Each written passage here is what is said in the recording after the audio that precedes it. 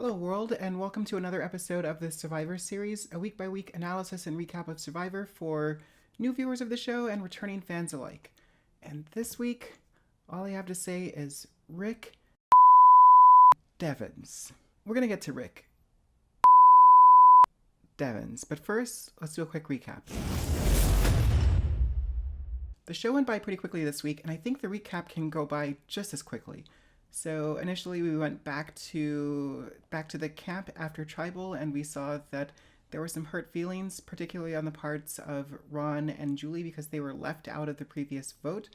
Ron is realizing that he is indeed the JC Chazé, as I mentioned last week. David and Rick are also understanding that, hey, they may not be on the same page, but they're still friends. We see that War Dog and Lauren and Wentworth are still pretty tight. And then, of course, we have Julie, Victoria, and Gavin, who were the instrumental group in getting Eric out at the last vote. That's a lot of little splinter groups and no real alliances. We roll right into an immunity challenge. There's no reward challenge this week. The immunity challenge is one that David's done before. It's an endurance and balance challenge where you have to stand on a balance beam and balance a ball. David performs pretty admirably at the challenge, but Gavin is the one who walks away with the immunity idol. Gavin's pretty excited because at the camp the previous night, he'd started working on a plan to get rid of David, working with Victoria and Julia. And now that he's managed to secure the immunity idol and keep it out of David's hands, he's pretty sure that he can that he can execute his plan to get rid of David.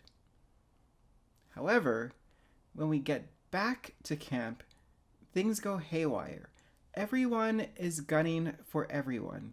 So at the outset, we see that Rick and David are trying to make a play for Wentworth, and they want to use Julia, Victoria, and Gavin to make that happen. Meanwhile, Lauren, Wentworth, and War Dog, they would be cool with getting rid of David, but they're actually more eager to try to get rid of Ron. They want to use Victoria, Gavin, and Julia to make that happen. Meanwhile, Julia, Victoria, and Gavin become interested in getting the Kama group back together. They want to make Ron and Julie feel comfortable, and they want to try to get that Kama solidarity back and use it to take out Wentworth. What that means is that we now have three potential targets, at least three groups of people who think that they're doing one thing or another, and only one person who can legitimately be sent home at the end of Tribal. So we go to Tribal, and folks, we've got a live Tribal. Let's do a quick Survivor 101 on live Tribals. Normally with Survivor, the outcomes of tribal councils are known well in advance. Everyone's done enough work beforehand to know what the vote's going to be, who's going home, who's going to be blindsided, or who they're just going to tell that they're going home. This happens frequently. The flip side of this is a live tribal, where these decisions are being made over the course of the conversation. And frequently what we've seen in the past are we've seen whisper campaigns that sort of pop up during tribal. But this one was a whole other beast. But let's get back to the recap. Survivor goes left pretty quickly, and Julia ends up getting sent to the edge of extinction. That is the recap. Now for thoughts and questions. First off, just watching this show this week was quite an experience. Getting to the halfway point in the show and realizing that Tribal was starting now told me that things were going to be bonkers, and they were. Right now, there's bad blood everywhere among all the players. I don't understand how anybody's going to be able to come together for any length of time to have a plan to get a group of people to the end. That said, we're at the point where you shouldn't really be thinking about getting a group of people to the end. We are at the individual game, and so people need to be thinking about what they can do from tribal to tribal to get further. Victoria and Wentworth are in a really interesting position because I think that they're people who want to be driving the game and who are trying to drive the game but lack the tools. Like they don't really have the network to drive the game forward. They're able to make these small moves here and there, but neither of them is really in control of their destiny. In a way, I kind of feel sorry for everyone who's playing right now because the game has advanced in such a way that I think that to play the game and be effective now requires so much more skill and thought than it required even 10 years ago.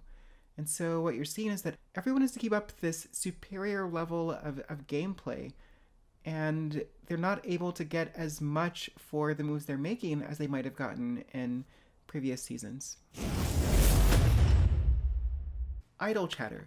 Rick and David used their idol. They didn't need to use it because all of the votes went Julia's way, but I think that their using it was probably the best possible outcome for this idol. First off, this idol cemented their friendship, and it also got rid of this thing that was the only real stumbling block in their relationship. So now that's gone, and they can move forward together again as much as they possibly can. Lauren and Wentworth remain their idols. I was surprised that Wentworth didn't use hers for protection, but like she said earlier in the episode, it's a gut feeling that you have at Tribal, and her gut was right. I think that when she and Lauren finally do use their idols, it is going to blow people's minds. Rick Devens, the newsman with the new plan, the guy who lit the powder keg at Tribal. Like I said earlier, we've seen whisper campaigns during Tribal before, but I can't think of a time when I've seen someone quarterback a play, and not just any play, but probably one of the more meaningful plays in the game, live during Tribal, in reaction to something that someone else said, pull in other people, and have it work. This is probably going to go down in history as being like one of the most significant plays that someone has made during a Tribal council. I mean, think about it. He pulled that play off in front of everyone. So not only does he get credit for having put together such a big play, but everyone saw it unfold. That means that when it's time to vote for the winner, every single person on the jury will remember that move. Mistake of the 3-day period? That's going to go to Julia. And you know what? It was the tiniest thing. It was the little laugh bit that she had with Wentworth while Julie was bawling her eyes out that Jeff Probst caught, because Jeff Probst is so deeply invested in everything that's going on at Tribal that nothing is going to escape his attention. He caught that. He played it up, and Julia could have apologized. There are a million things that she could have done in that moment, but the way that she chose to execute from there was to downplay it and to stoke further uncertainty by talking openly about one of the potential plans. She dissed Rick Devens by calling him a passenger in front of everyone, sparking a great reaction from the jury. And just all of those things snowballed into a situation that sent her packing. Also, when she told War Dog to shut up, War Dog.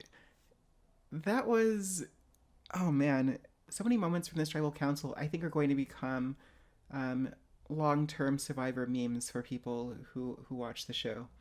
The shut up, War Dog, you're such a passenger, Rick Devens, I'm trying to drive, Julie running over, not to mention all of Aubrey's amazing reactions. This one, that one, this one, that one. There were so many of them.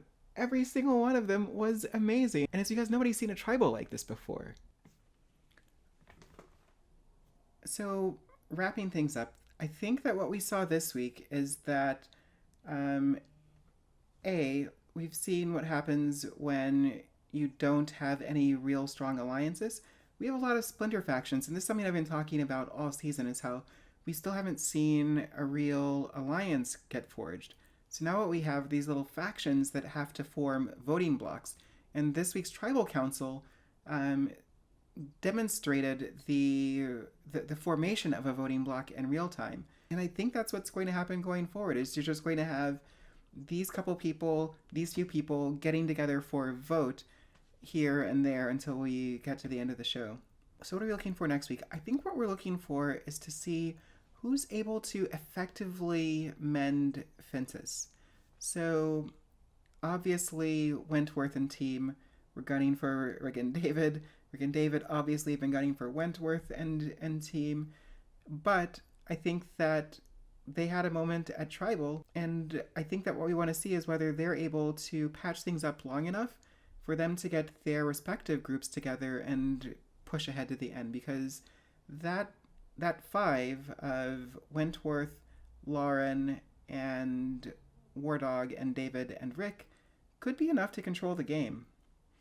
The other thing to look forward to next week is Wardog continuing to suck at challenges.